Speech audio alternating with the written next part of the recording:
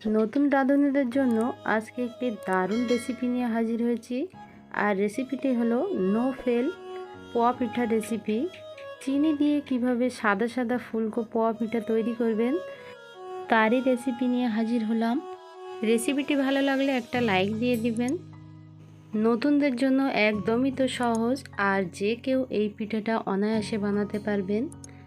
শুধুমাত্র যে মাপগুলো আমি বলছি সেইগুলো আপনারা অবশ্যই ঠিক রাখবেন, তাহলে কোনো ফেল হবে না। তো পিঠা বানানোর জন্য প্রথমে এখানে 1 কাপ আতপ চালের গুঁড়ো আমি চেলে নিয়েছি। আবারও 1 কাপ ময়দা আমি চেলে নেব। এগুলো চেলে নিলে কি হয়, ব্যাটারটা মসৃণ হয়। তাহলে 1 কাপ ময়দা এবং 1 কাপ আতপ চালের গুঁড়ো নিয়েছি।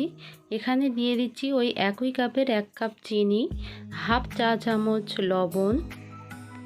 শুকনো উপকরণগুলো হাত দিয়ে ভালোভাবে একটু মিশিয়ে নেব।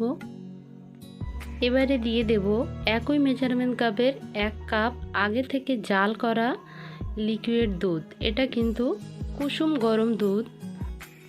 আমি সব সময় যেটা করি, পোয়া পিঠার ব্যাটারটা হাত দিয়ে মাখানোর চেষ্টা করি, এতে করে পোয়া পিঠার রেজাল্টটা খুব ভালো হয়। তো দেখতেই পাচ্ছেন চিনিটা খুব সুন্দরভাবে গলে গিয়েছে এবং ব্যাটারটা কতটা মসৃণ হয়েছে। এটা ঢাকনা দিয়ে আমি 10 মিনিট মতো অপেক্ষা করব। 10 মিনিট পর পোয়া পিঠা বানানোর জন্য ব্যাটারটা একদমই পারফেক্ট হয়েছে।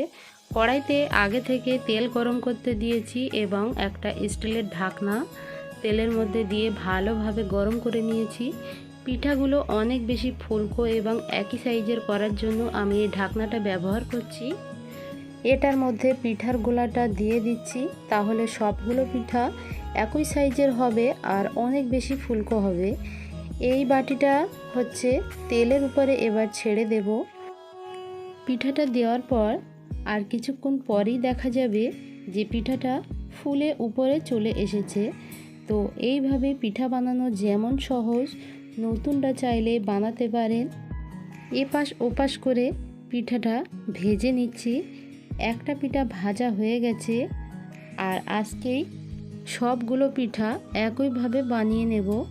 আপনি এই পোয়া পিঠার জন্য ঠিকঠাকভাবে গোলাটা তৈরি করলে পিঠাটাও খেতে দারুণ হবে আর বানানোর সময় অনেক বেশি ফুলকো হবে।